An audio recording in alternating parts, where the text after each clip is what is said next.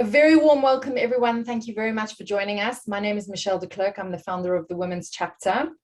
Today, we are talking to Corina Goetz, who is the founder of StarCat, which is a consultancy that helps businesses and individuals to do better business in the Middle East. And I think that considering we've had such a wonderful response to this event and the topic, it's clearly something that is important to many of you.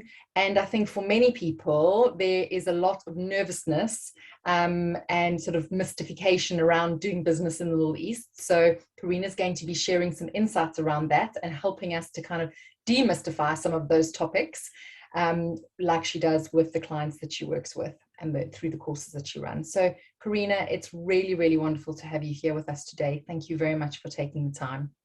Well, thank you very much for having me. It's a real pleasure. And I'm honored that there's so many people that are interested in the topic. So that's great. Corina, I would love you to tell us in your own words a little bit more about what you do and your mission for your business. Like how did this come about, your consultancy? So, I mean, some of you may know my background is in luxury hospitality. So when I say I have clients, I always have sort of two sides of the clients.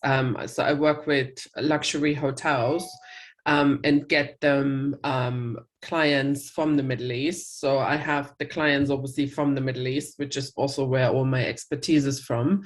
And then the other side, and that was interestingly something that came about during the pandemic, was very much like, I think we saw a need to educate people about the Middle East, because I think like now, especially in the last 2 or 3 years, there's been so many changes and so many a lot of the countries have opened up a lot more, for example, Saudi, and we can talk about that a little bit more.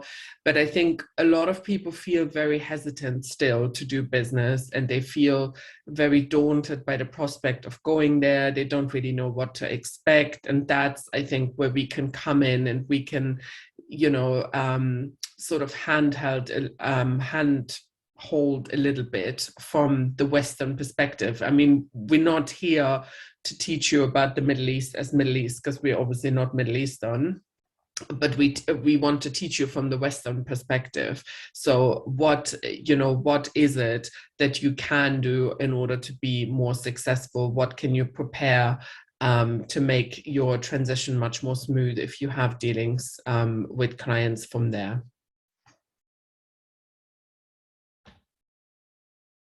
I was muted.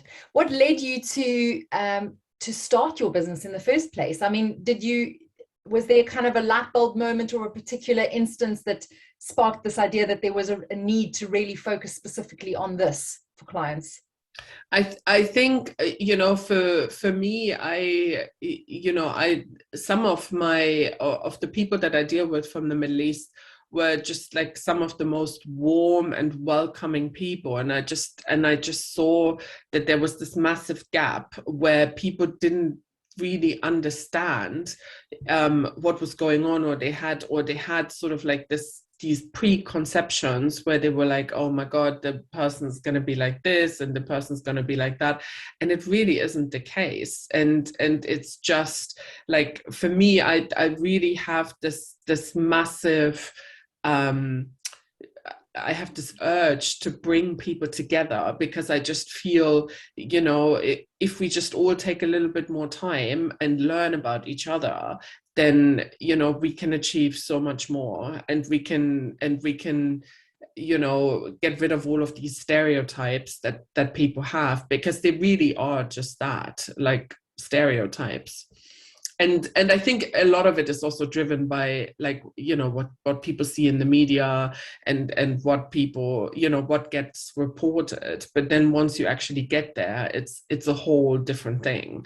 And once you get to know people a bit better, your whole world kind of opens up, and it's just so fascinating. Wonderful. And I know your work, I mean, just for those in the room, you do a lot, obviously, with people in the Middle East, but the work that you do here, correct me if I'm wrong, is also around kind of helping businesses here understand how to host Middle Eastern clients, how to offer them the kind of service that allows them to build a long-term relationship with those clients. Yes, definitely. Because I think, there's so many complexities even in the Middle East that sometimes even a quick sort of 20-30 minute pep talk can make all the difference. I mean, I had a client, and she actually had a watch brand, and she was going to meet a Saudi client, and she said, just give me a few pointers so I know what to do. And there's some really basic stuff that I told her, and she came away from that meeting and she said, oh my God, it was like day and night, because the client actually felt I'd taken some time, to learn about their culture, and that I'd taken some time to understand where they are coming from. So, and also for me, that made it so much easier to sort of know what to expect and how this conversation could go, rather than me walking in there completely without anything. Yeah, I mean, I know when you and I have chatted in the past, I relayed a scenario where I actually was working with a client in London, and they had a Middle Eastern princess visit their store, but because they had a store attendee and he was the only one in the store, she couldn't come in.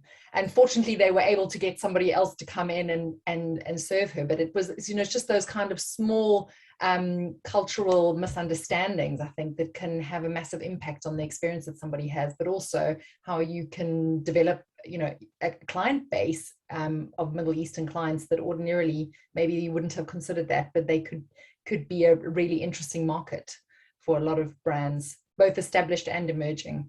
Yeah, definitely. And I think also there's lots of opportunity to go out there and showcase, like your brand out there, because I think a lot of people are very interested always, what are the new brands, what are the new things. I mean, in particular, when you think about sort of like healthy eating, I mean, it's a huge topic in the Middle East. And the know-how is just not there, but they're just as interested in all of this, so I think there really is a lot of room of what can be done. Brilliant. Well, I know there's some businesses in the room that would find that insight particularly interesting. So there's probably room to have conversations about that afterwards, the healthy eating space. So definitely. Corina, in establishing your business, what are the key lessons that you've learned along the way? Because obviously the last 18 months, 2 years have been very challenging, particularly for some of the industries that you work in, the hospitality sector. But, in terms of the evolution of your business, do you have any insights you can share around lessons you've learned? I think, I'm by nature a perfectionist, and I want everything to be perfect. And unfortunately, not everything is always going to be perfect. So I think it's not a case of don't wait for it to be perfect, just do it. And sometimes you have to try out a couple of different things in order, to find the right thing. I mean, like a really simple example for me would be, where like the platform where you host your courses. I mean, I stressed and obsessed and over this, and and I've changed a couple of times now, and I think by now I've kind of found what I was looking for. But it took me a while, and it was a journey, and I had to try out different things, and I had to try out different models. And it's not, but I think people should not they should not feel that that they're failing. I think this is just the process, and you just have to go through this process in order to know what you want. And sometimes you just have to try different things, and the right thing will then come along, which is also very difficult for me, because I like everything to be perfect and how I imagine it in my head to be, and it's not always like that. So but I think so go through the process. I think ask other people for advice, try out different things, And yeah, and perfection is not always the thing that we should aim for, I think. Yeah. Well, I think, what is the saying? Done is good enough. Which Yeah. obviously doesn't always apply, but I think sometimes we can be quite hard on ourselves in terms of the levels or the expectations that we set and the targets. And sometimes, yeah, we have to just let things go, know that they're done, and move on. Yeah. So that's really good advice. Thank you. And what's in your toolkit for how you manage challenge? So when you're faced with adversity, personally or in your business, how do you manage that?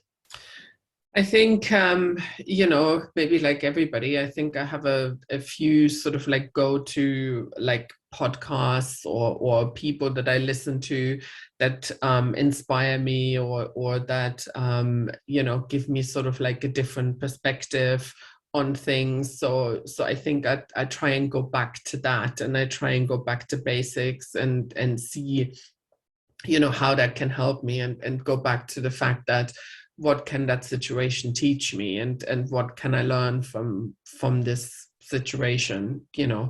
I think that's what we always have to keep in mind. I mean, I also started last year, it's quite interesting.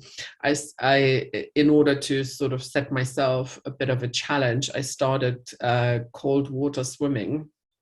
It's really quite a fascinating thing, and I really wasn't sure if I was going to manage, but I did, and that was great. I think that really sort of also helped my head, to have a sort of change of scenery and do something that I didn't think I could do. So yeah. That's really cool. And actually, I know there were a couple of people on the call today who do cold water swimming. So you've got some kindred spirits out there. I haven't quite managed it, although I've been invited to a full moon swim in one of our local rivers here, it's tomorrow night, actually. So it remains to be seen whether or not I'll make it. We'll see. Right. I think the time's come for us to kind of move into talking about specifically the Middle East, because I think everyone's really keen to hear your insights there. So I'd love to start with the 3 things that everyone should do before even starting to consider doing business with the Middle East. What do we need to have in place? I think as the very first thing, I think you need to think about, do you want to do business with the Middle East as a whole, or do you want to do it with just a particular country? And then once I think you've established that, then I think you need to have a look and dive a little bit deeper. So for example, if you wanted to do business with Saudi, it makes sense to educate yourself a little bit about Vision 2030. What are they trying to do out there? What are the sort of like the projects that they have, like NEOM, the Red Sea Development Project. So basically, when you meet people, that you have some kind of common ground, and they can see that you've taken some time and looked into what the country is trying to achieve, because it is actually very different from what it was even 2 or 3 years ago. So it's absolutely fascinating. I think it's done, like Saudi in particular has done like a complete 360, and all the things that were never possible are suddenly now all possible. And you can get your visa online, and and it really isn't that difficult how people perceive it to be. So that would be my first tip. And then I'd say my second tip would be, I think you have to familiarize yourself a little bit with the culture. And with culture, I mean, like for example, what can happen when you go into a business meeting? Is there a particular set of things that are going to happen, which usually there are, like you always get Arabic coffee, then you get tea, and timing sometimes can be a little bit fluid. So those kind of things, that if, for example, you go out there, you have meetings, you don't stack your meetings too close together, because maybe sometimes, some of the meetings may drag on a little bit longer than you think. So it's those kind of things. And I think, and the biggest thing would be is to build a relationship, because in the Middle East, everything works with relationships. And I mean, of course, I realize this is not something that can happen overnight, but there's certain things you can put in place. And, and if people feel you've taken the time to learn about their country, then they're much more open to let you in, and they're much more open to build a relationship, because they feel you've taken an interest in their culture, you've taken an interest in their country. Because I think a lot of people are very proud what's happening in the Middle East, and they want other people to understand. And if they feel, that you have gone through this and you have taken the time to understand, then they automatically, I think the relationship will go to a different level. And you mentioned about meetings and, kind of a sequence of events. I'm interested to know, and possibly other people might have thought of this as well, that as women, are there any do's or don'ts, or I mean, probably more don'ts, that we should consider when we are conducting ourselves in a meeting, or the way that we may be speaking or behaving? Are there any kind of cultural nuances there that need to be observed? I mean, to be honest, it's actually really funny, because a lot of people always think being a woman is a disadvantage, when it really actually isn't. To me, it's been nothing but an advantage being a woman, because if you are a woman, you can go and see the woman and the man in the Middle East. If you're a man, you potentially can see some women, but it depends on how religious they are. It depends on, how open they are to see people. But as a woman, it's not a problem to see both, especially as a Western woman. So it's a huge, huge advantage. And to be honest, I mean, I think a lot of it also has to do with, you have to read the room. I mean, you can see sometimes you will have some men that will not shake your hand because they're a bit more traditional. But I would say it's the minority these days. And in particular, the younger people are much, much more open. So, and I mean, I haven't been to Saudi just recently, but from what I hear is that in a lot of settings, you don't actually even need to wear the abaya anymore. You could actually just go in your normal clothes, which again for Saudi is unheard of. So we shall see, but I can believe that, because with all the new things that they're bringing in, like they have Riyadh season, they're even bringing in like Winter Wonderland in Riyadh, which is a copy of the Winter Wonderland in London, because they just love it so much. So there's a lot more stuff that what we see over here that happens over there. And there's a lot more freely mixing than there ever used to be. I mean, the religious police, they got rid of them quite a while ago. So all those things that we used to hear that people were not really sure about, they've kind of sort of dissolved themselves. I mean, I'm not saying Saudi is like the UK, but it's not as restrictive anymore as it used to be. And is there something that, we may not consider to be particularly offensive, but is there one thing that you really should never, ever do when you're having a meeting or when you're having business dealings with someone from the Middle East? I think you always have to be careful to discuss religion and politics. I would always caution against that, because things move so quickly, and I'd say up until the beginning of the year, we still had that situation with the Qatar crisis that they had, which is sort of like now on the surface, is sort of sorted, but I think the fractions run really deep, and I think it's difficult as a Western person to understand how strongly people feel about it and why there's certain things the way they were. Because I mean, just to sort of like put this into perspective for people, I mean, for about 4 years or probably 5 years, you couldn't actually go from Saudi to Qatar. You couldn't go from Dubai to Qatar. You had to go via Oman or Kuwait, because there were no direct flights.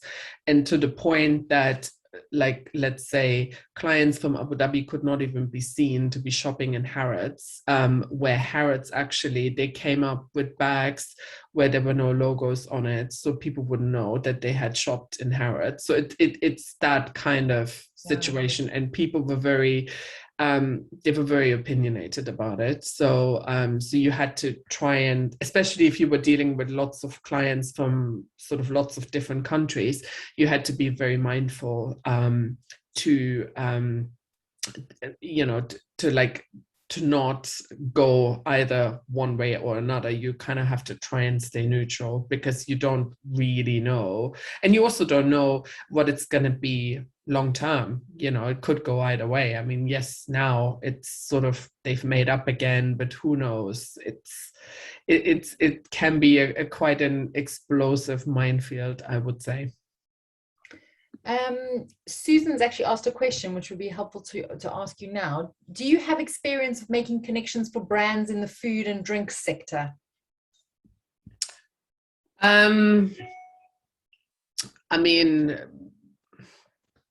I do know quite a lot of people there. I mean, it really depends on what the food and beverage brand wants to achieve, but maybe we could have a separate conversation about it.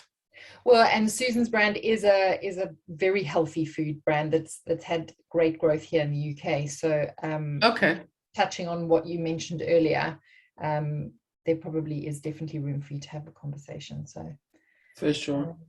And Patricia's asking about beauty and wellness. I think, yeah, same thing. I think we just have to have a conversation and then see. Well, I think, and that brings me to the next question, is about the future of the Middle East as a market for businesses here. What is your view on that? I think the future is bright, I would say. In particular, you know, I think people need to just sort of think a little bit more, sort of, I'd say, outside of the box. I mean, don't think Middle East is just Dubai. And obviously Dubai is already, I mean, I don't want to say saturated, but they have a lot of like healthy food brands and things, but that's not everything. If you look at, for example, if you look at Saudi, there's huge amount of potential there. And the projects that they are working on, I mean, like the Red Sea project, for example, that they're working on, that's supposed to rival the Maldives in a couple of years, and they're working on a lot of sustainable things to, you know, make these projects in keeping with nature and making it in keeping, you know, with all the animals and the environment, and which I think is going to be hugely exciting. And then of course you also have the tourism in Saudi, and so there's a lot of things I think that they have to offer. I mean, of course, you know, it's a challenge because, you know, everything is new, they're bringing everything there, you know, so so there's a huge amount of education to be done, but I think there is a lot of potential, and that's why I think people just need to be open-minded about things, and I know politically sometimes it's not always the most ideal, or we don't understand all the the politics that are going on. But I think on like a normal business level, I think there's a lot of business to be done in the Middle East, in particular in Saudi. And you see as well, like, you know, they're bringing a lot more events there. There's a lot of sports events going there. I mean, football is happening in Qatar next year. I mean, they have Formula One in Saudi and in Qatar the first time this year. So I think there will just be more and more opportunity, and people are very open-minded. I mean, for me, whenever I go out to the Middle East, I mean, all my clients from there, especially the women, they are so interested in like healthy eating and what are the new trends and, you know, what is the new thing that we don't know yet, and what is like, I don't know, the new milk that you can buy that is non-dairy or something. So there's always so much to talk about. And I mean, I think that's really encouraging because, and I don't know if this is something you come across a lot, but my perception would have been that clients in the Middle East would have been kind of gone for very well-known, established brands. So is there this willingness and an open-mindedness around trying new brands that are, you know, still very much in that growth phase, but are obviously at the stage where they're able to break into new markets? Oh yeah, definitely. I mean, just maybe just an example, like a lot of my lady friends out in the Middle East, they're hugely excited about all the, you know, like whenever there's some new products out for like Deliciously Ella or something, they all heard about it and they all want to try it, and please bring it and let us try it. So I think they can definitely see the appeal of that, and they always ask you as well. They say, oh, is there a new superfood product, or is there a new thing that you have found that you would recommend, and stuff. So they're hugely interested in all of that. Brilliant. And what, in terms of how clients there would have access to those products, would a business need to have distribution channels in the Middle East or in the countries they're selling into, or are there e-commerce platforms that brands could be tapping into? I think it's a mixture of things. I think you probably have to partner up with somebody out there, just to also help you navigate lots of different you know, some of the laws and the things that are happening, but I mean, I'm not sure with the food if there's any kind of e-commerce platforms, but a lot of people come over here, and obviously a lot of them travel, and so, you know, London would be the first stop to sort of buy and test out that kind of stuff. And in terms of knowing the best places to be for that, is that something that you would be able to help brands with, understanding where they should be to get maximum visibility for Middle Eastern clients? Yeah, definitely. Yeah. Okay. And what about misconceptions? And I think maybe we touched on this before, but are there kind of some most common misconceptions about the Middle East that you could share with us that maybe you've come across through the work that you've done with different businesses and individuals? I think, you know, like one of my biggest misconception that people have is that they think, you know, we need to teach them, and we need to, you know, we need to show them, just because we live in the UK, we know it all. And it's not like that at all, because social media is actually huge in the Middle East. I think social media is, I mean, people live on social media. I think that's what sometimes I think, people don't understand. They very often will know about a new restaurant or about a new product before we may even know. And they will tell me, oh, I've heard about this, I saw this on Instagram or Snapchat or whatever. I mean, social media is a different animal in the Middle East, and everything is also, like, a lot of the communication also has to be really fast, and it's not necessarily on email. So a lot of my communication with people is very much like on WhatsApp, on Telegram, on Signal, on all these messaging apps, and they love it. So I would say, you know, don't assume that you know better, because they may actually know better than you. So yeah, and I suppose also not assuming that the traditional channels of communication or email exchanges are the only way that you can do business with those markets. That, you know, maybe for an emerging brand, being on Instagram and being really good at getting back to your direct messages is a step in the right direction. yeah. And what about, you know, from a social media perspective then, you know, would you advise that brands consider a digital marketing strategy for the Middle East?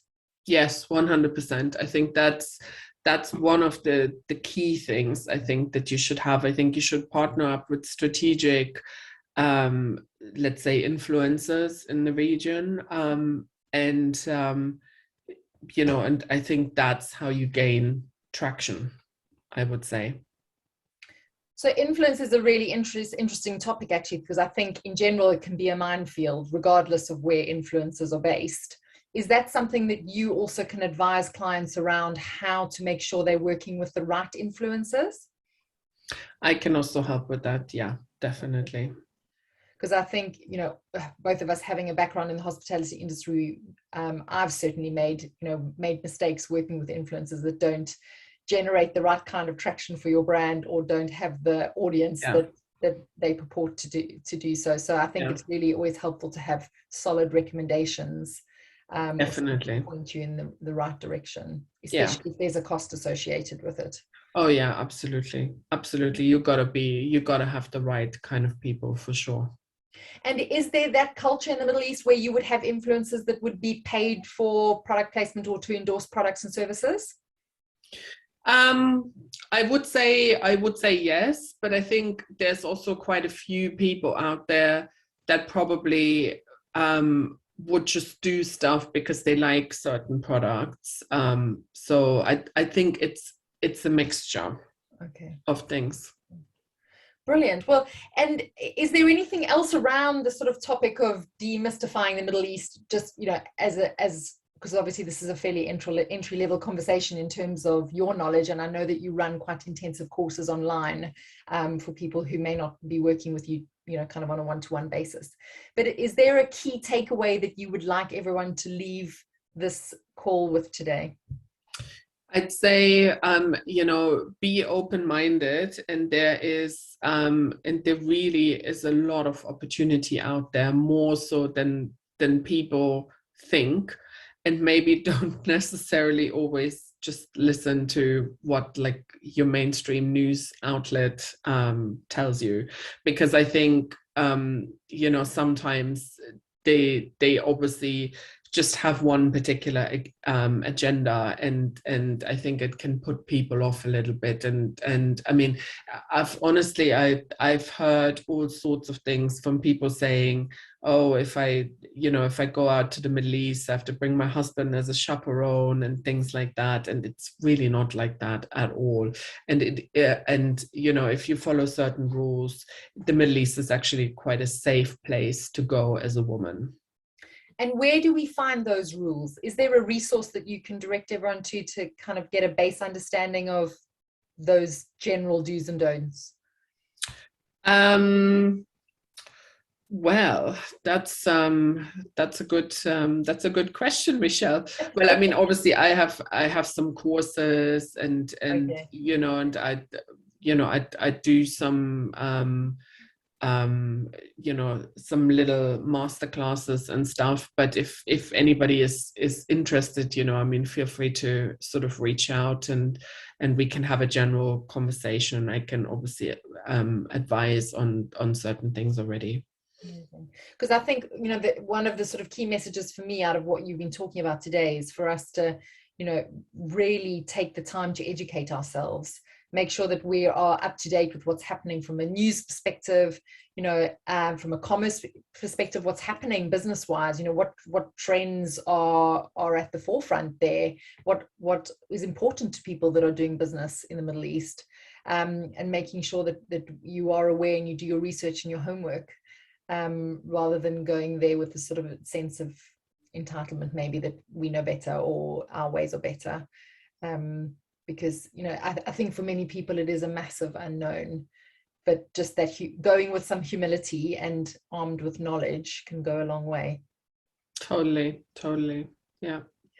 So, and in general, kind of going back to what you've learned for business, because obviously we're all women in the room today. I think we have one or two men on the call, but do you have a piece of advice that you would share in general to women in business, not specifically, relating to the Middle East, but something that you've learned, maybe the best piece of advice you've been given or some advice you would like to share?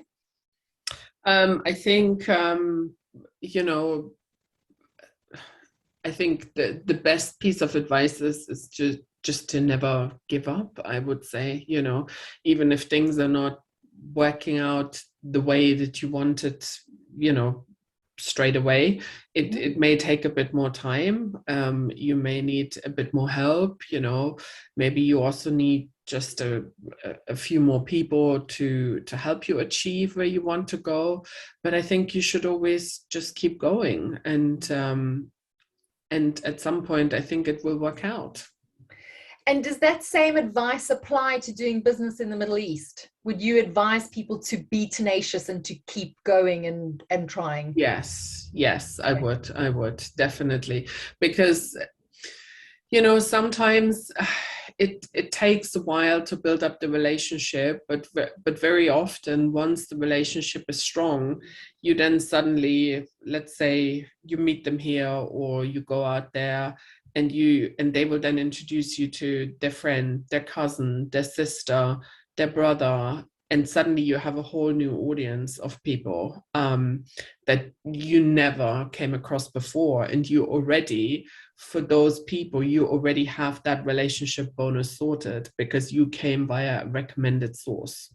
So, and that makes really all the difference because people already give you a certain amount of trust. And then, I mean, obviously, if you don't do anything to spoil that trust, then that can go so far, in particular in the Middle East. Amazing. Does anyone have any questions? Here we've got one in the group, in the chat here. Do you have a sense of the need for business English coaching? And if so, is there a preference for face-to-face or online tutoring? So that would be business English coaching, I think, for Middle Eastern clients, if I'm correct. Letitia? I would think it's probably more, it's probably going to be a mix of things like face-to-face and online. I think a lot of people or a lot of clients from the Middle East, they like to do stuff online because it's just faster, but then at the same time they also like to meet the person. So I think, I mean, if people are obviously here in London, then I mean, I think the preference would always be to meet and then maybe continue on online, I have to say. And Corina, in terms of the pandemic, and obviously we've had our own experience here in the UK and those of us that are based here, has there been any change in the way that business is done in the Middle East as a result of COVID? Maybe some new considerations that possibly didn't exist before? I'm not sure, to be honest. I think people are they're very keen to go back to business like it was before. And obviously people are very keen to travel. I mean, I've seen some clients that have, maybe they stopped traveling for a bit, but like now it's sort of picked up again. But I would say, that desire to meet in person and meet not necessarily always online, I would say for the Middle East is even stronger. They like that face to face, in particular when it comes to business, I think, because it goes back to the trust and the relationship, and they want to see who they're dealing with and they want to get to know you. Because I think that's the other thing, they want to get to know you, not just on a business level. They want to know, who's your family? Have you got kids? Have you got a husband? And they want to feel that they know you as a person as well. So and I think that sort of relationship building was also still very strong during the pandemic. I mean, I had a couple of clients, and I literally had to call them every week, not for anything in particular, but they just wanted to chat about how was the weather, what is the situation. I mean, nothing really out of the ordinary, you know, but they Yeah. just wanted to feel that we still had that connection.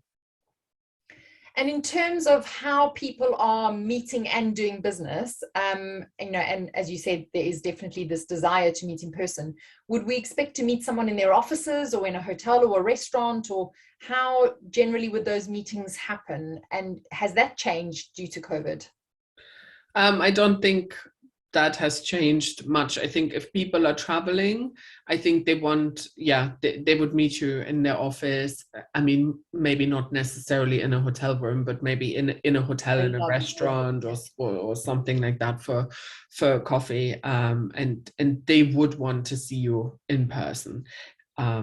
And I mean, the other thing is as well, pretty much all the people from the Middle East that are traveling, in order for them to travel, they all have to be vaccinated. So when they come over here, it's sort of pretty, you know, they feel pretty safe, that they've done what they needed to do. And yeah. Amazing. Thank you. Does anyone else have any? Oh, we got another question here. Patricia's got a question. Diversity and inclusion has a lot of traction for large companies in the US and the UK, especially to attract and retain talent, as well as to form rounded leaders. What is this like in the Middle East? Is this a consideration? Yeah, I mean, I definitely think that a lot of people who work for, let's say, a Middle Eastern company, if they are Middle Eastern, they will want to keep that same kind of core, these sort of like core staff. I mean, obviously, diversion and inclusion is a bit of a minefield sometimes in the Middle East. But you know, if you're asking, I mean, of course there are, you know, people out there who are, let's say, gay, or you know, have sort of those kind of diverse characteristics. But I mean, I wouldn't necessarily say that people discuss it openly. It's probably not quite at that point yet, where people would say, oh, you know, I don't know, I have X amount of gay people in my company. They probably are, and people probably know, but people probably don't really want to talk about it, because it's also like, you know, there's a lot of like family history involved with all of that, and it's not necessarily just something that they would freely discuss. But I think they are very open-minded to have people with new ideas, and people, you know, with sort of new perspectives that they will bring. I mean, interestingly, for example, in Saudi, one of the princes is actually a big supporter of being vegan and bringing veganism to Saudi, which again was quite an unusual concept for that kind of you know, for sort of the generic Saudi family, I would say, where, you know, like you have your lamb, you have your this, your that. Your veganism is not necessarily, you know, very mainstream, but he is making it much more mainstream. He partnered up with like some of the hotels and brought in some chefs and stuff. So I think it's all about, you know, getting the message out, but it takes time. Certain things I think take a lot longer maybe than over here. Thank you. That's really great. Hope that answers your question, Patricia. So I think we are actually at time. So if anyone does have one last question, feel free to pop it in the chat. But otherwise, I think we will wrap up. Thank you very much for joining us, everyone, today. I will send this recording around, as well as copy Corina in on the follow-up email, so that if you've got anything else you would like to ask her or reach out with her to discuss your specific field or sector, then we can do that. So please do feel free. And Corina obviously is a member of the Women's Chapter, so you can read more about her business on our platform, and you'll be seeing a lot more of her across our social media feeds as well as in our newsletters, and we'll be doing more events in the time to come. So please do feel free to connect. Corina, thank you so much for making the time to join us today. I know you haven't been well, so I'm really grateful that you made time and that you were with us today. So thank you very much. Thank you so much. All right, take care, everyone. Have a good day. Thank you. Bye. Bye.